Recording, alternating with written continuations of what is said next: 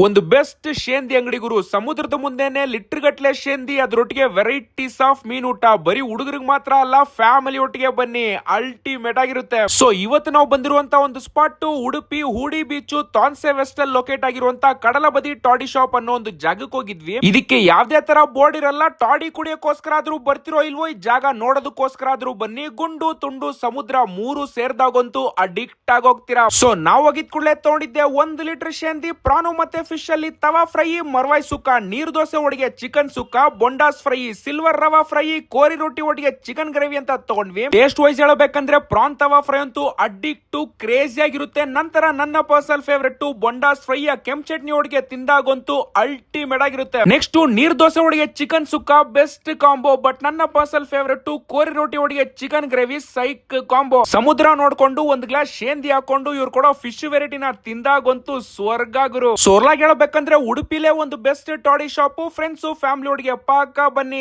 ತುಂಬಾ ಇಷ್ಟ ಪಡ್ತೀರಾ.